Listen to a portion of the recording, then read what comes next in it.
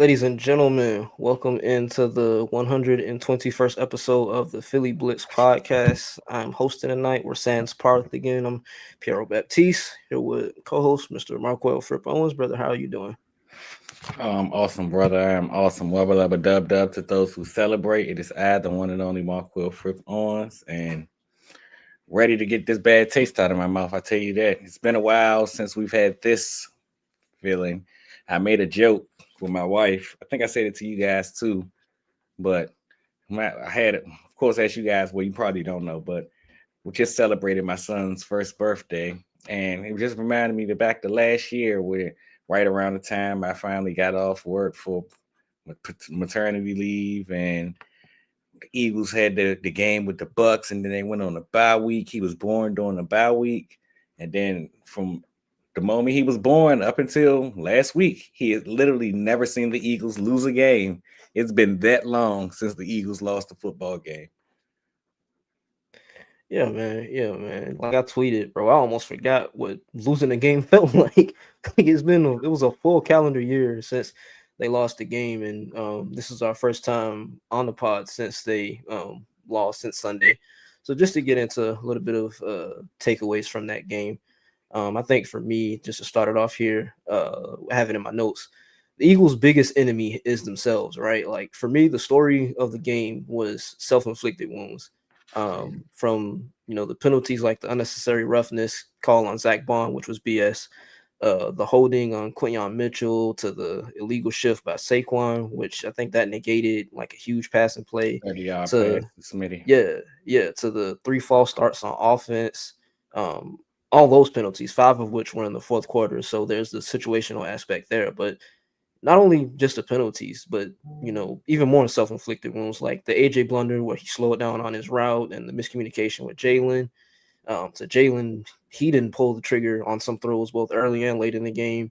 And then, even on the coaching side, right? Like, and this has been talked about ad nauseum, but 11 total called runs by Kevin Patullo when you have Saquon Barkley in your backfield. That is malpractice.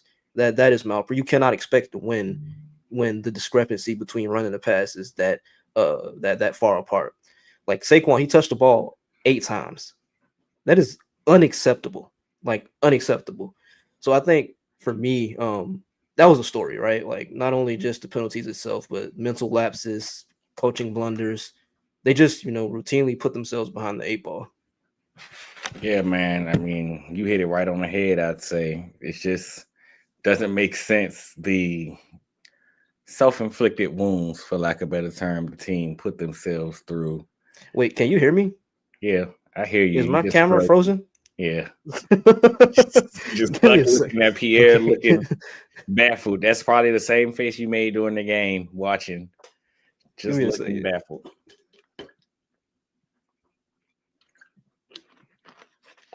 You might be stuck like this today, brother.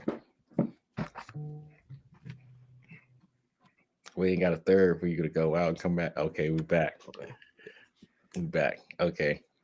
Live podcasting, ladies and gentlemen. Live podcasting. But as I was saying, man, you kind of hit it right on the nose.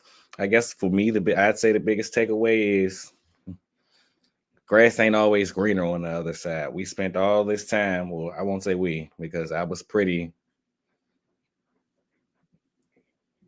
I'd say, headstrong and steady with my opinion of if it ain't broke, don't fix it. And I understood everything everybody was saying. That you passing game had to get going at some point in time, but it's kind of like he said, AJ Brown was getting scapegoated for all the Eagles' problems. Where in reality, everything was right in front of him. It was a big problem is everything I touched on, like when we last time you and I talked. With Nick Sirianni spent all off season telling you guys everybody has to buy in for this to work, man. And I mean, right now it's obvious that everybody isn't on the same page. So I made the joke when I tweeted, I'm glad that we got this loss out the way, but at least I got my fantasy points. Now we can get back to the main thing being the main thing. Everybody stats and throwing the ball and making it look pretty. Like, do you know that this was the basically the highest passing discrepancy of the Nick Sirianni era since, I believe, week 4 of 2021? I think that was right around the time when he gave up play calling and things of that nature. But just it goes to show you like this ain't our style of football. Jalen Hurts spent all summer saying we don't play stat sheet football or make the numbers look pretty. And just like you said, Saquon Barkley touching the ball 6 times, malpractice. I'm not sure if the injury had anything to do with that or not, because I mean he certainly got rolling. I said on the podcast this was a prime opportunity for you to get Saquon Barkley the runner going, and I believe he averaged 5 yards a carry for the game. So I mean, brother, he had a 17-yard run, and then we didn't see that concept at all the rest of the game. it just was very baffling to say the least. And I mean, it's again kind of like just got outlined. It's not an AJ Brown problem. It's not a Jalen Hurts problem. It's not a Kevin Patullo problem. This is a Philadelphia Eagles problem that we have to get figured out as a whole. I think, and like me and Parth were texting in the group chat earlier, I think it's a thing where I don't, like you said, I don't know if it's just Kevin solely, but Sirianni solely or what, but like they went too far in the other direction, right? Like everybody was saying they need to open up the playbook, they need to pass the ball more, blah blah blah, everything like that. And it's just like it seems like their MO this game was you want us to pass the ball, okay, we gonna pass the ball. And it's like they went too far in the other direction. I think the key word here is balance in all areas. You like I said, you cannot win when the discrepancy between the run and the pass is that like I mean, diverse. I won't You say you can't. can't win because I mean we've proven you can with how we played football last year and how much we ran the ball to how little we passed the ball.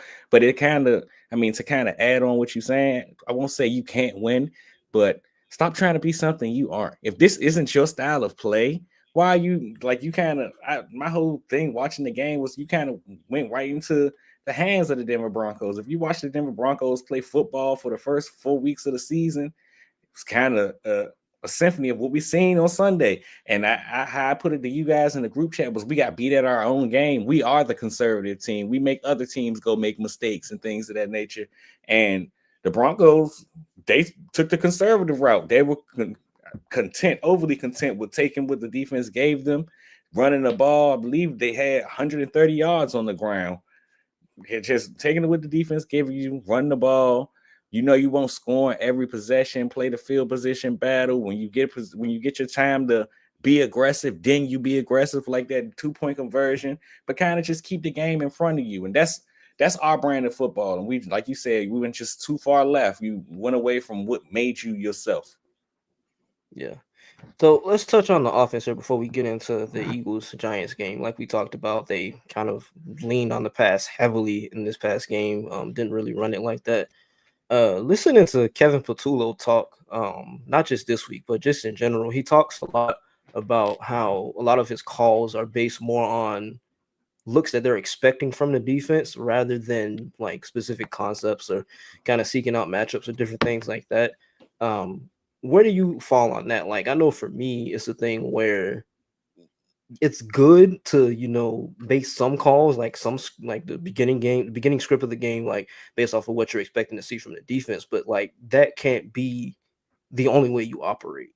Like it's like they aren't doing anything to kind of stress the defenses that they're facing. Like they aren't like the play sequencing, the route That part right concepts kind of there. building off of each other, different things like that.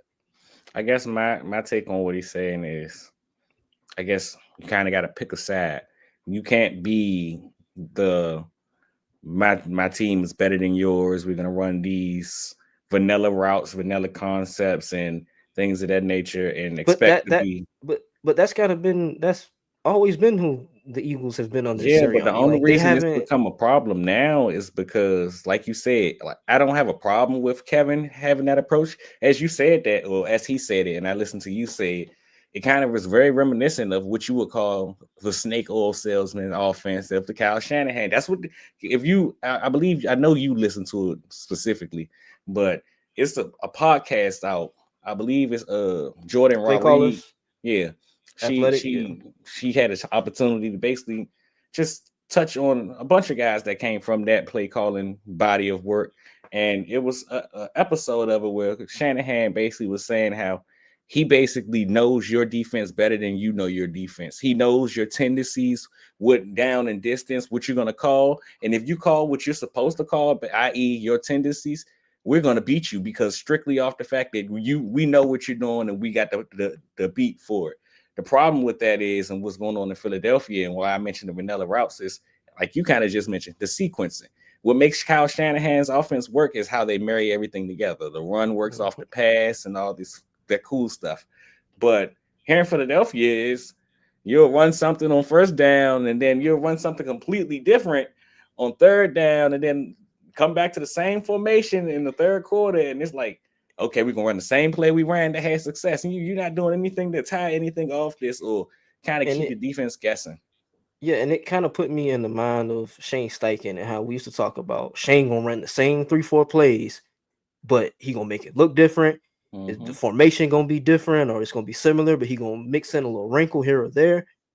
That isn't there with Patullo, right? Like, and I don't know if it's because this is his first time, being the head man of an offense, or what exactly it is, but you can kind of tell he's searching for the proverbial, I guess, feel for the game, and he's trying to find it, and you can kind of see some of the flashes here and there, but it's just not consistent. Yeah, it's a bittersweet kind of thing. You would think we joke all the time that you or I could call plays for this Eagles offense and win a Super Bowl. But honestly speaking, you kind of have to feel for Patullo, a guy, first time play caller, still, like you said, trying to get a feel for the game. And you got all these mouths to feed. And he's spoken about having all these mouths to feed and trying to keep everybody satisfied, but also trying to get a feel for the game. And it's like you said, you could see throughout the course of the season. Like I was big on in week 1 against Dallas, where he felt like he felt the game really well. Offense didn't execute as good as he wanted it to, specifically after the whole delay and everything. But he had a really good feel for the game. The only problem was you wasn't getting your guys the ball. So then he tries to start getting his guys the ball. And it's like, well, it's like you don't have any feel for the game. So just trying to find some middle ground for him right now is the big thing to me. Yeah, and just last point before we move on to the Eagles Giants, you talked a lot about the kind of simplicity and the route concepts and how like they don't necessarily do anything that's like too complex. Like when you play the Eagles, you know what you're gonna get, right? They're gonna want to horizontally stretch the defense. There's gonna be a lot of underneath passing. They're gonna take their shots as they come in the course of the game. They're gonna run the ball, everything like that. And you can live like that when you're doing those simple things, the fundamentals, when you're executing those at a high level. You cannot win like that when, like I talked about, you have all those self-inflicted wounds that they had in this game against the Broncos. Yeah, I mean, that's their whole MO. Winning the turnover battle, winning the big play battle. And you would think the next thing in line will be making sure there is no self-inflicted wounds, i.e. penalties and things that set you behind the field. And that, like me and Parth, again, we were talking about today in the group chat, that's Sirianni's thing. Like, you listen to him talk about his core values. It's always high IQ, fundamentals, everything like that. And you would think he would have the team at a point where, like, those self-inflicted wounds, they aren't necessarily as prevalent as they were on Sunday. But it just so happens that they were. Yeah, but I mean, maybe I could be wrong. I could just be projecting, but kind of that's what happens when you kind of change the script of the kind of football team you are. Everybody's giddy, everybody's excited. We throwing the ball across the yard, man. We gotta be ready to snap the ball. And there you go, all this stuff that could have been avoided. I mean, injuries across the offensive line also doesn't help. So, and we'll touch on that as we talk about the next game specifically. Yeah.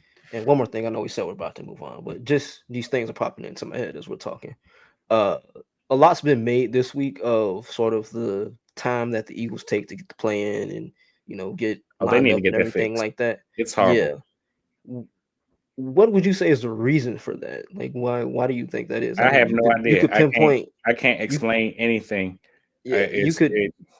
Jalen I think, got asked about it, and he said that it's not that the plays aren't getting into him fast enough, or what. So if that's not the issue, that's literally the only thing that I could think of. Where all right, like they had a great example last game where they coming out the huddle. I believe it was a play where they had a penalty on, pushed them back. So they coming out the huddle. I believe the play clock was down to like 5 or 6 seconds. You got Saquon Barkley tying his shoe, the team just walking up to the line with like no sense of urgency. I seen somewhere today that the average time to snap the ball on left on the play clock for the Eagles during this game was around right around 8 seconds, like 8.24, where you kind of setting yourself behind the sticks already. You're not giving yourself an opportunity to dissect the defense, and it was annoying because as I was looking into all this, it made me wonder. I mean, of course, we all know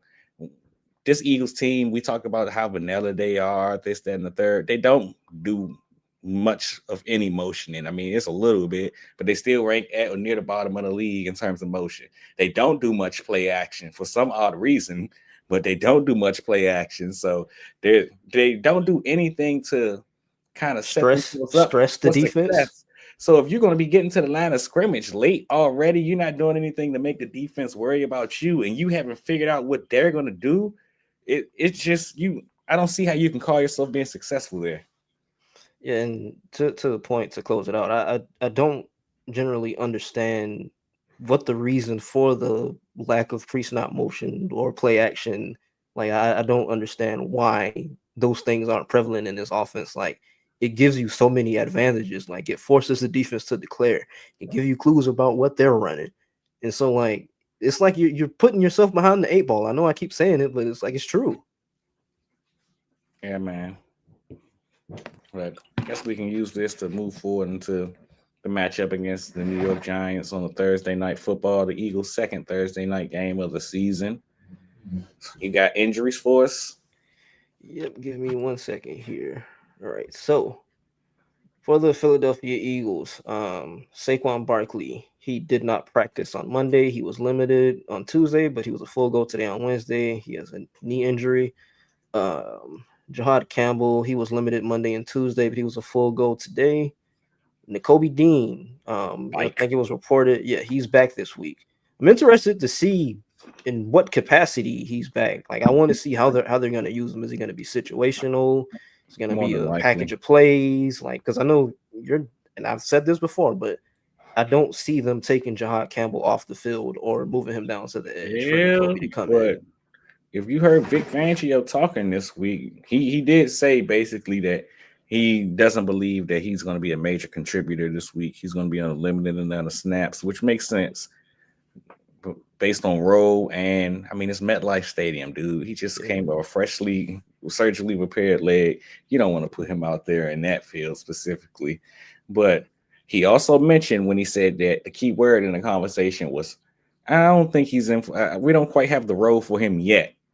Basically hinting at the fact that They're I've been they're thinking working at about it. it. Yeah. I've been looking into ways that I can make this work, and I'm intrigued because historically, Vic isn't a three linebacker kind of guy. Yeah. We talked about last year how he much rather preferred to have the nickel or the extra DB on the field than to have the lineman. I mean, of course, depending on the matchup, which would make guys like Bond and Campbell so valuable in this defense. So to hear him speak like this, it is interesting to see exactly what could be in the future. Yeah, and I know, we talked about it before the season started, but kind of this could be the next iteration of the system, right? Like, could be see what a three linebacker looks like in Vic Fangio's eyes. But elsewhere on the injury front, Jalen Carter, he was limited today on Wednesday. He didn't. I don't think he had a designation Monday and Tuesday, but he's popped up on the injury report. He's going to be questionable heading into this game. You say calf, right? Um, heel, Oh yeah, heel. yeah. Then the Eagles will be without Grant Calcaterra on tomorrow. He's dealing with an oblique injury, and Landon Dickerson, starting left guard, he's going to be out. He came out of the game, I think, in the first half, with ankle injury, got rolled up on. Then you consider the meniscus. I think it's the same leg, if I'm not mistaken. So I believe so. I think they'd want to kind of take it slow with him getting back. And I've said this numerous times since Sunday, but I really do feel like they should have started him on IR this year. You can tell he hasn't been I right at mean, all. yeah, but it was a tough start to the season. It makes me wonder now that you look at the stretch that they're at, where they could put him on ice until Green Bay Monday night. It'd kind of be really ideal, but we'll see how it all goes. If it's the ankle sprains are typically 2 weeks, 3 weeks if you're really down bad. So I don't see him being an IR if they're just worried about the ankle. But if they'd like to get him quote unquote right, that'll be the best plan of action. Yeah. Then for the Giants, it's kind of a long list of guys. Jermaine Illuminor starting right tackle. He didn't practice Monday or Tuesday, and he was limited Wednesday. He's dealing with the back injury. He is questionable heading into this game. Darius Slayton, he has not practiced all week. He's I believe out. he's out. Yeah. Yeah, he's out. Jaxson Dart, he was on the injury report earlier this week. He was limited on Monday, dealing with a hamstring, but they said he's a full go. Javon Holland, he's been limited all week. He's dealing with the calf injury. Other starting safety, Tyler Newbin, he's been limited all week. He's dealing with the groin. I don't know if Andrew Phillips is a starter. Is he their nickel? I think he might be their nickel. Yes. Yeah, but he's been limited all week And with the I'm hip. sorry, excuse me. We go by Drew. Drew Phillips. Drew Phillips. Thank you. He's been limited all week with the hip injury. I guess you can call him second string running back now, Tyrone Tracy, because Scatterboo's been getting a lot of the work. With Tyrone Tracy, he's been limited all week with a shoulder injury. And They then say Belton. he's good to go today. I mean, he's ready to roll for Thursday. Yeah. And then Dane Belton, he was limited all week with a shoulder injury. So the Giants dealing with some injuries on Whole both team sides of the dead. football. Yeah. Yeah, man. I guess we can get into it. I can kick it off here looking at the Giants defense versus this Eagles offense. And I know I said it last week, but this is another, I guess, proverbial get right game for the Eagles passing offense. Um, this is a Giants defense that plays the most man and least amount of zone coverage in the NFL. Like, it's legit number one most man coverage in the league and the 32nd amount of zone coverage. The strength of their unit is more than likely their front is Demarcus Lawrence, Brian Burns, Abdul Carter, Kayvon Thibodeau. I think the recipe for them is kind of simple. Like, they want to win up front early and then play man on the back end. For the Eagles, they're going to be, like I said, without Landon Dickerson, Cam Jurgens. He struggled a lot last week. Lane Johnson, as we know, he's been in and out of the lineup. So it's going to be a big game for the Eagles offensive line. But I think what, gives this Eagles team kind of an advantage and truly makes this a get right game, not only for the passing offense, but the offense as a whole. The Giants' run defense is hashtag not good, brother. Also, aside from the fact it's a Saquon revenge game. But the Giants, they're allowing 140 rush yards per game. That's 5.3 yards per carry. I think this matchup, it presents the Eagles an opportunity to kind of put it all together, right? Like, you talked about it earlier, but you saw Saquon kind of, flash last week. He had, appreciate you, Parth, in the comments. I'm rocking the powder blues. If you've been seeing me, look up. That's because I got the game on the TV. But yeah, I think this week it kind of presents the Eagles a chance to kind of build some of that synergy, like we were talking about in terms of the sequencing and marrying the concepts. In terms of them marrying a run in the pass, I'd expect a ton of play action. I want to see them build on some of the success they had last week with the RPOs that they were running. They spammed the little RPO flat to Dallas Goedert last week. I want to see them kind of build some stuff in off of that. And then, consistently run the ball, right? Like, and then you make them, stack the box, bring the safety down. That leaves AJ and Smitty one-on-one. They're going to be playing man, and, your deep ball opportunities should be there. So that's what I got for the Giants defense and Eagles offense. Yeah, man. So for me, in terms of this Giants defense versus this Eagles offense, you got a Giants team that it's very funny. They haven't allowed over 23 points in 4 of the 5 games that they've played in. The only issue here is they haven't scored more than 22 points in 4 of the 5 games that they've played in. So pretty hard to win games when you don't score more than you give up. But even then, you're talking about coming off last week where they only put up 14 points against the Saints defense, allowing 30. And they made life really hard on their own defense with the lack of success that they had offensively. Now, when you look at the Giants, you talked about Saquon Barkley and potential success. It's all on Saquon, honestly. I mean, we talked about the injuries along the offensive line and how that could play a factor, how it probably would play a factor, especially given the strength of the Giants defense being the front seven. But as you mentioned, they're not good against the run. But say for Saquon Barkley, who last season he had 829 yards before contact. That was 207 more than any other running back. This year, however, he has just 47. So he's getting touched in the backfield. I don't know if that's a Saquon problem or offensive line problem. It's The thing the O about that, line, man. It's the O line. the thing about that is though, could be potentially hashtag a get right game. The Giants defense has allowed the 10th most yards before contact at 1.1. So he should have some area to breathe once he gets the football. Now, what makes things even more interesting is we continue to talk about. I mean, yeah, you saw the 17-yard run, which was the longest run of the season for him last week against Denver. But Saquon hasn't had the big run that we're looking for. Luckily for us, he's facing the Giants team that has allowed 22 explosive runs on the year, which is third most in the league. So the opportunity is there for it to be a Saquon Barkley game. At the same time, you could also make the same argument for the passing attack. We talked last week about how that was a proverbial Eagles.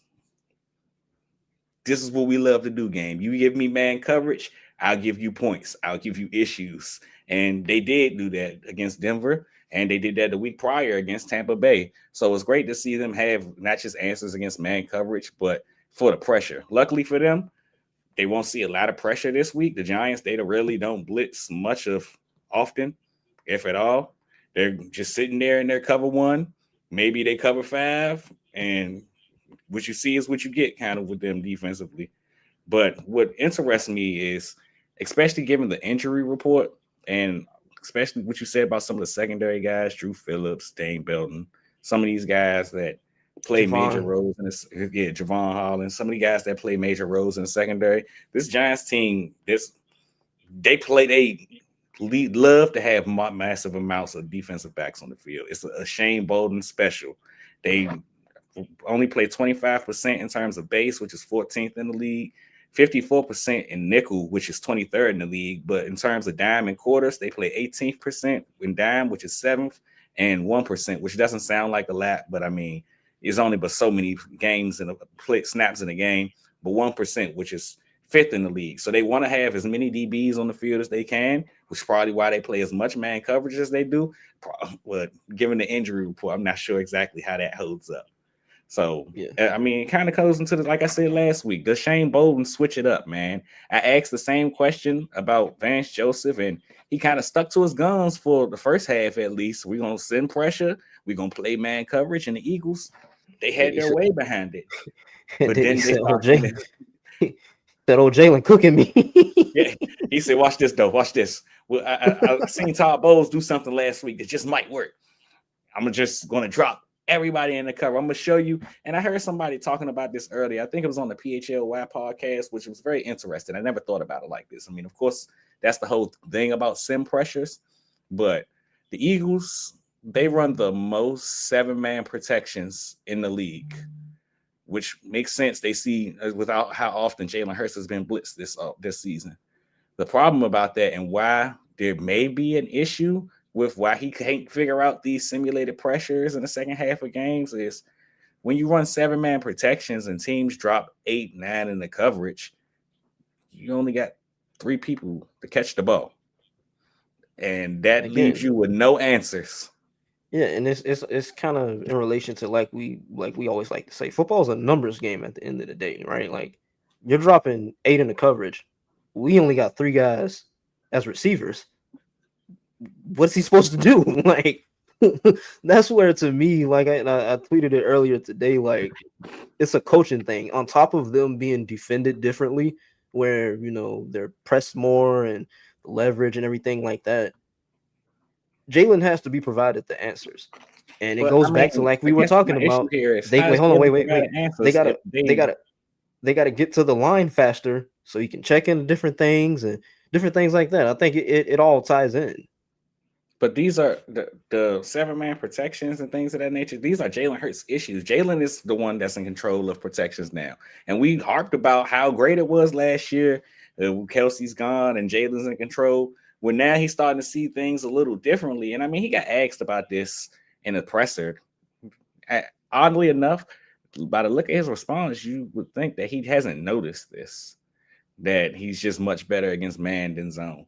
But just how exactly do you expect them to provide Jalen Hurts answers if Jalen Hurts is the one basically setting up the blocking? We didn't come out in the play with only three people in a route, but if you tell Dallas Goedert to block and you tell Saquon Barkley to block, you kind of not negating anything that any way I set you up for success.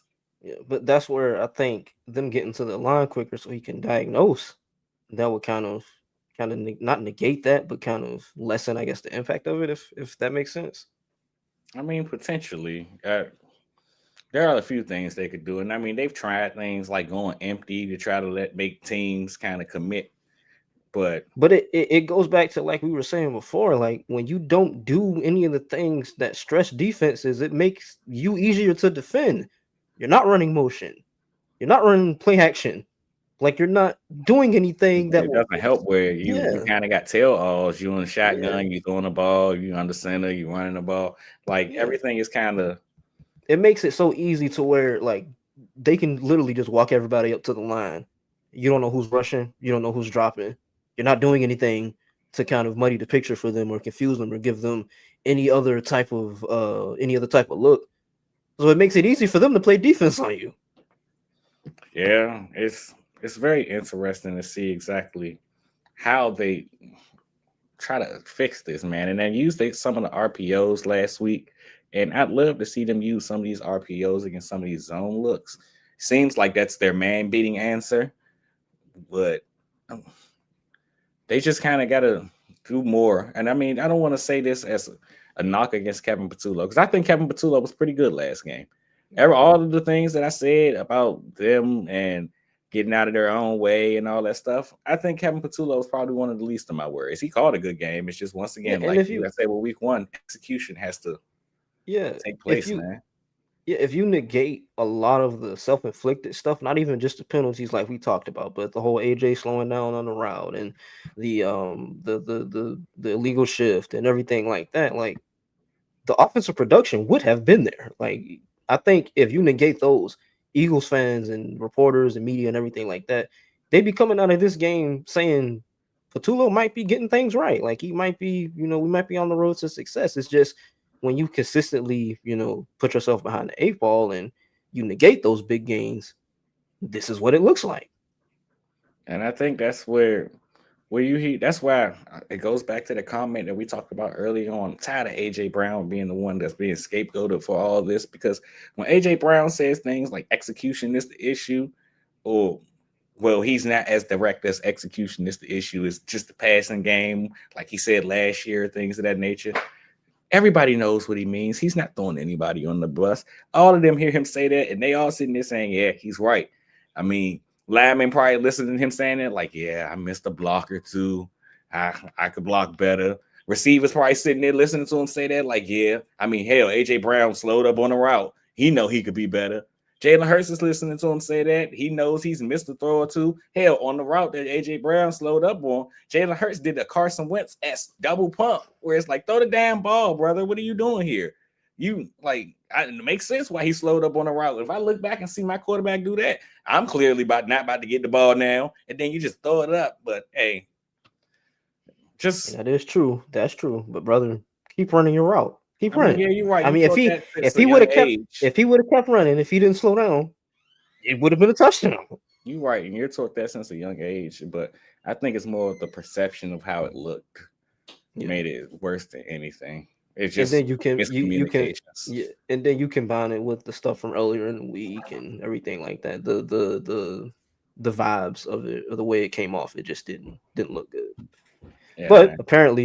apparently, AJ, Jalen, and Saquon had this 2-3 hour long conversation, and everything's fixed. So Shout out to Saquon for A, doing damage control, B, making sure he threw in. And it's a little subtle part of the conversation, well, part of his interview, but I think he purposely did that. Basically, like, get off their back, man. Where he's like, I mean, I'm not going to let you guys know about everything that we talked about, but just about how to make the team work. And all three of us, we're friends. Emphasis on the we're friends. We should be able to talk about these kind of things. Like, okay, Shaquan, shout out to you, man. Thanks for telling the My people boy, that they're still friends. my boy gave Jalen and AJ the boxing gloves and said fight. My man was sitting there like a pops, like you two. You're not leaving this room until you get it figured out. But all right, let's move on to the Eagles defense versus the Giants offense. I can kick it off here again. The way I have it here in my notes, this Giants offense is an interesting bunch. Of course, they lost Malik Neighbors earlier in the year. They're also going to be without Darius Slayton. That leaves Wan'Dale Robinson, Jalen Hyatt, Gunnar Olszewski, I think that's how you say it, and Bo Collins at their wide receiver position. They'll probably call up Jordan Humphrey, I Hold think, on. who's on their practice squad. Hello? Joe Shuey? You need me suit up? Wide receiver? Tomorrow? I don't know, man. Translation: Quell Mitchell and Cooper DeJean aren't lining up against Randy Moss and Terrell Owens tomorrow. It's also a unit that struggles to protect outside of Andrew Thomas. The rest of the unit has been hashtag not good this year. Each of John Runyon Jr., Greg Van Roten, and Jermaine Illuminor have allowed multiple sacks. Illuminor specifically, he's tied for fourth in the league with 5 penalties. He had 3 last week. And just for the Eagles, this is a front who saw some good reps from Azeez Ojulari, another revenge game candidate. I think they should have their spots tomorrow. You continue to, see what you've seen from Jalen Carter. He has to be more consistent, of course, but, Josh Uche, I'm forgetting his name, the edge rusher they signed, Zadarius Smith. The one who got the sack. You forgot him. Yeah, yeah. You continue to see good from him. I think, like I said, I think they should have their spots tomorrow. One area where the Giants could see some positives if they can protect, I think Jaxson Dart. I think he's done some good stuff across his 2 starts in terms of mobility. I think he's shown he can kind of generally execute what Brian Daboll is asking him without making mistakes. I think it's kind of similar on a lesser scale or lesser level. What? I mean, he's thrown 2 interceptions, but I mean, across 2 games. They happened in the same game. Did they? Yes. Oh, my bad. This is bad podcasting. But I think it's kind of similar to last week, like we talked about with Bo Nix and Sean Payton, where you have a guy who's kind of this, I'm not going to say offensive genius, but guy who's a bright offensive mind, and Brian Daboll from a schematic standpoint, who has a young quarterback in Dart, who for Daboll, he kind of presents that kind of proverbial wealth of knowledge to Jaxson, who can, again, kind of execute some of the things that Daboll is asking him to do. So I think it's gonna be an interesting matchup. It'll be interesting to see how this Giants offense tries to attack Vic Fangio's defense. Well, so here's how some of the ways this Giants offense will try to attack Vic Fangio's defense. The most intriguing thing about this Giants offense that stands out to me that you'll notice quickly, they throw the ball a lot on first downs. How much? They rank second in the league at how often they do it, at 59%. Now, that is just first downs. In terms of overall, they're kind of middle of the pack passing team. They only throw the ball in 62%, which, in like I said, 15th, middle of the pack. Kind of similar to how we explained us of what we do offensively. Not much motion, not much play action. They're motion on 43% of their snaps, which is literally dead last in the league. They attach play action on just 23% of their snaps, which is 24th in the league. In terms of target distribution, it's Cam Scatterboo show, where wide receivers. Wait, have you seen the I don't remember if it was an interview or what it was, but basically his mom was like, he would put on his brother's pads and like run like head first in the poles. I can tell. Did you see that block he did? That's literally an exact rep. He put on pads and ran head first into a dude and ran him over. I'm like, that's not a block. He didn't get under any pad levels. He just drove his head into some shoulder pads. Like, sick individual, bro. They didn't call anything either. But in terms of target distribution, wide receiver targets are at 58%, which is 23rd in the league. Running back targets up at 24%, which is 5th in the league. and tight end targets are at 19%, which is 26th in the league. Although Theo Johnson and Jaxson Dart have seemed to have a really good relationship. I believe he scored a touchdown in both of the two games. Dart has started. He's had at least 3 receptions in both of the two games. Dart has started. So he's done his best to get Theo the ball. Kind of like you said, product of Brian Dable, trying to make things interesting for his young quarterback and get him comfortable, to say the least.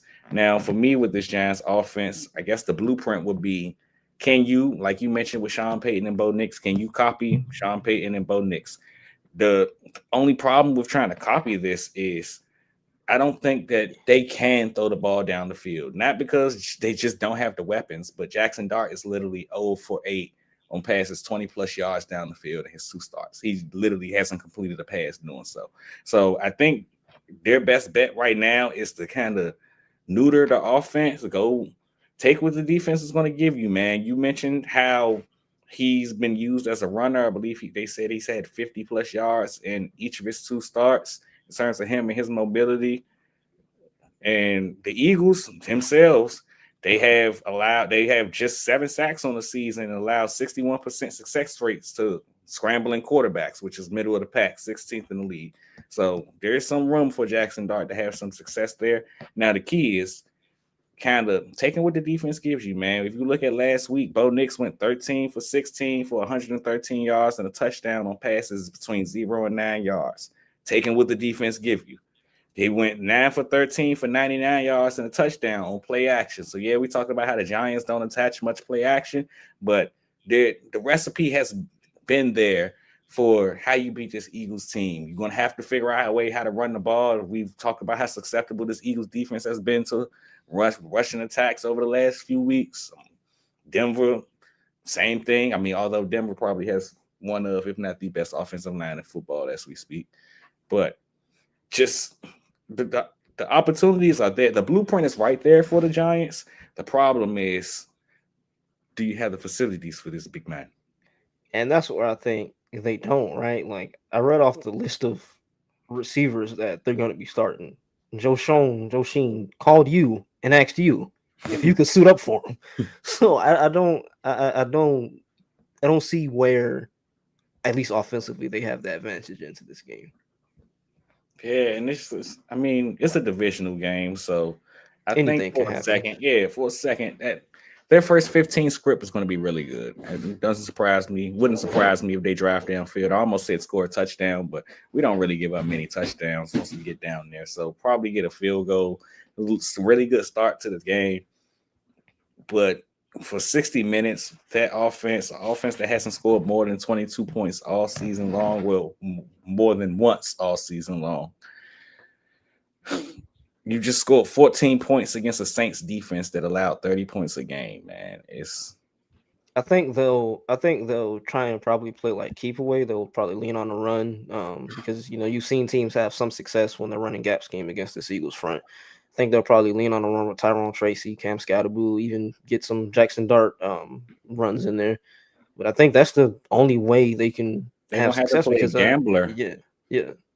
And I mean, in terms of being gambler, the Giants do rank second in the league in terms of how often they go for it on 4th downs at 35%. So Yeah. we can watch out for that.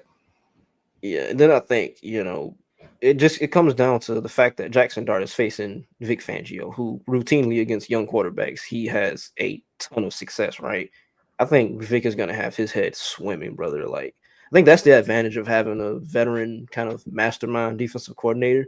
Like he's gonna do things from a pre to post snap that make Jackson think. Right, I expect like a lot of disguise on the back end, some sim pressures with Jihad and Bond. Some stunts and stuff with Aziz and Zedarius and everything like that. It's I don't know. I think this is going to be a game where Fangio does a lot to mess with Jaxson Dart. So I'm trying to pull up basically the blitz rates from last game to see if the streak continued in terms of how often, well, over 40%, how much the Eagles have blitzed these quarterbacks over the last few weeks. Do you think that this is a matchup where you blitz the young quarterback, or do you I drop would. everybody in the coverage, and kind of make him read your cover six, your quarters? I think it's situational. I can see them, trying to speed up his process and everything like that. Just because, like I outlined, this Giants offensive line is not really that good, right? Like they've struggled everyone on the line outside of Andrew Thomas, right? And then we just talked about it. Their weapons, or the weapons they're going to have at their disposal, it isn't, again, it's not Randy Moss and Terrell Owens.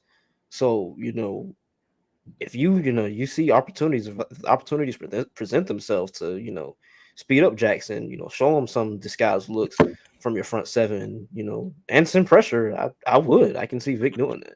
But I also can see, like you said, dropping extra guys into coverage, again, disguising things on the back end from repeater post snap, showing them one thing pre snap, flipping to another once the ball is snapped.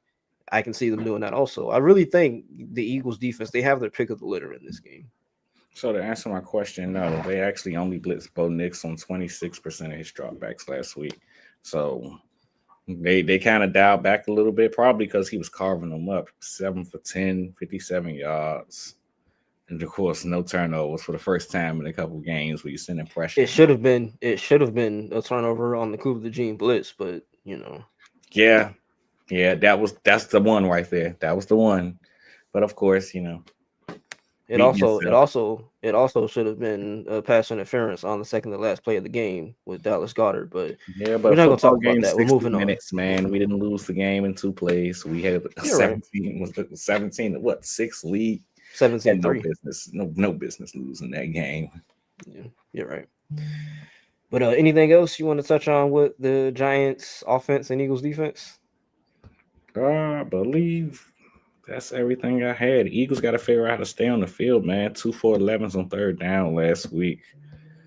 I mean, just you can't win games that way. I believe we talked about how they have the highest 3-and-out rate in the league over the first But I month of the think that season. that goes in part to, like we said, you can't keep shooting yourself in the foot, man. Like you finding yourself consistently in second and long, and third and long. You're behind the script. You're behind schedule. Like Kevin Patullo talked about at his presser this week. Like when you, again, like I keep saying it, when you routinely put yourself behind the 8 ball, how do you expect to have any semblance or consistency in terms of success?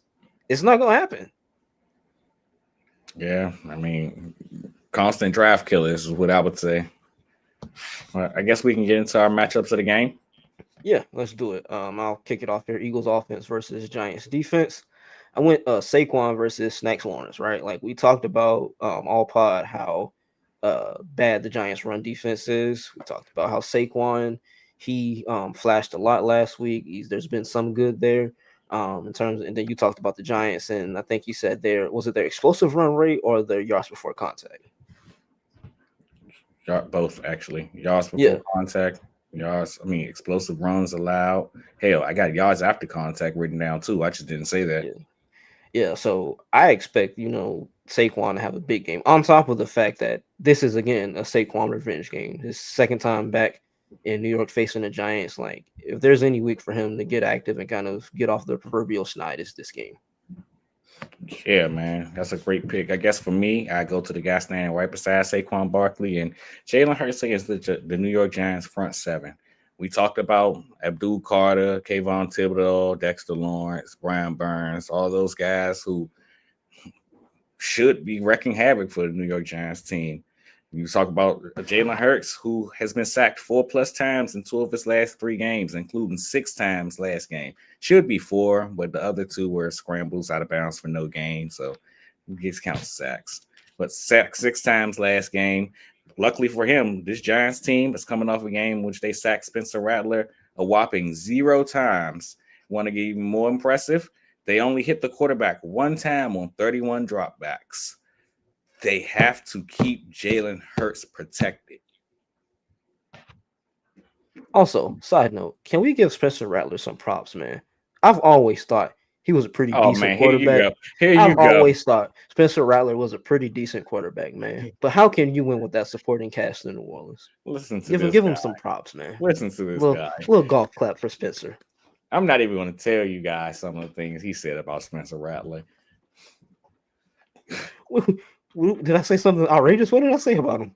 Yeah, man, you kind of been stuffing that guy in a trash can for a couple of years, but it's okay. It's a new year now. All right, let's move to Eagles defense and Giants offense. My matchup to watch, I said Cooper DeJean versus Jaxson Dart. I just talked about how Vic Fangio is going to do a lot to disguise, or how I expect him to do a lot to disguise from pre to post snap. I feel like it's a big Cooper DeJean game. You know, we've heard Vic talk a lot about how that nickel cornerback position in his defense is kind of the pseudo linebacker position. You know, you see Cooper coming down into the box, kind of playing on or near the line of scrimmage, everything like that. And him being that kind of, I guess, joker kind of role, being the Swiss Army knife, moving, you know, all around the defensive front. I think, you know, this is a game where, you know, Cooper could get active, whether if it's blitzing or, you know, in coverage, different things like that. So that's my matchup to watch for the Eagles defense and Giants offense. My matchup to watch for the Eagles defense and the Giants offense is Andrew Thomas against who said edge rusher who's lined up against him. Zudarius Smith, Jalix Hunt, Aziz. whoever it may be. Can you answer the call? You talk about a guy in Andrew Thomas who, you talked about Jermaine and Luminor and the struggles that he's had on one side of the offensive line. But on the opposite side of him, hashtag locked doors. No more getting through. Andrew Thomas has been a heaven sent for Jaxson Dart since he's returned, man. Basically returning to his old form, looking like his old self. And I just talked about how the Eagles only have 7 sacks on the season. Shout out to Za'Darius Smith coming up with one of those 7 last week. What's that put him at 1.5 on the year? It's probably more than anybody else right there. But the Jaxson Dart success as a rusher and the Eagles and their success rate allowed against mobile quarterbacks, the Eagles have to find a way to put pressure on Jaxson Dart, whether it's Vic Fangio sending pressure or them getting home with 4. They have to we talk about a get right game. This has to be what the doctor ordered for the defensive line. Yeah, agreed, man. Agreed. Is there anything else you want to touch on about this matchup? Got predictions. Oh yeah, we do. I'm sorry. How did I forget that? Also, man is so locked in this game. He trying to get us I out am of here. so locked in, dog. I am so locked in. You see me keep peeking over. I think, we just scored again. Just scored again. 2-1 Phils. What is a Yamamoto? We don't know. But we didn't do Q-tips last week. That might have been why they lost. Before we get into predictions, give us a Q-tip or two. So, Q-tip. I kind of gave you guys one on the New York Giants front early on. If you really interested, 3 receptions for Theo Johnson. It's kind of been the money for him and Jaxson Dart. If you're looking on Philadelphia's front, we talked about how much man coverage the Eagles have played. The Giants have played. AJ Brown is almost begging for it to be the game. Last week, Devonta Smith had over 100 yards. They tried their hardest to get AJ Brown involved in different manners. They had the 100-yard game was right there if he connects on the deep shot. I think they put an emphasis on getting AJ Brown the ball. Lastly, I think it kind of goes without saying, but Saquon Barkley, anytime touchdown. Saquon Barkley back in New York. The Giants, we talked about their struggles against the Russian attack. If you think Saquon Barkley won't get in the end zone here, I have a beach house to sell you in Idaho. And I got one for you. Wan'Dale Robinson, get ready to learn Quinyanamo Bay. Take the under on Wan'Dale Robinson's receiving yards, whatever the prop is. Oh, yeah. You do that every week. You take the under on receiving yards, except that 1 week where he put up like 140. That was outrageous. But you take under on receiving yards, over on receptions. He's screen man. He going to get 17 targets. He going to catch 14 passes. 11 of them are going to be screens. But okay, let's get into predictions so I can lock in on this Phillies game. What you got, brother? Oh, me? Finally, I got first. All right. So for me, you talk about the Eagles team who, they should be angry coming off Sunday, looking for revenge. I wouldn't call it revenge, but looking to get their face back or their lick back, as the kids say. But you talk about an Eagles team that have won 7 of the last 8 against the Giants and 19 of the last 23. Giants, they're gonna fight hard, but they don't really have much going for them, man. So I see it going Eagles 28, Giants 13. Yeah, man. Like we've pretty much talked about it all pod. The Giants, I don't think they have the facilities to keep pace with the Eagles in this game on offense and on defense, right? Like if you're gonna play the most man coverage in the league, Mr. Ma'am and Sir, I introduce you to AJ Brown and Devontae Smith.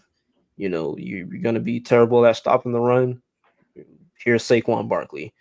I give it Eagles 34, Giants 10. I don't think it's going to be a competition. Yeah, I can see why you'd say that. I said my score, and I was like, the Eagles might mess around, score 30, but I play it generous. Yeah. But that's going to do it for this episode of the Philly Blitz pod because I got to lock in on this game. The Phillies just scored again. It is 3-1 Phils. One Can't out, one on. Last time? Hey, man. I would just worry about what's going on over there in Yankee land, brother. I don't know. Look, all right, we're looking about finished, so all I can do is be what they say, misery loves company. Well, yeah, man. Number one hater. We're gonna do it for this episode. If you're listening after the stream on whichever podcast streaming platform you're listening on, be sure to leave us a like and review. Rate us 5 stars.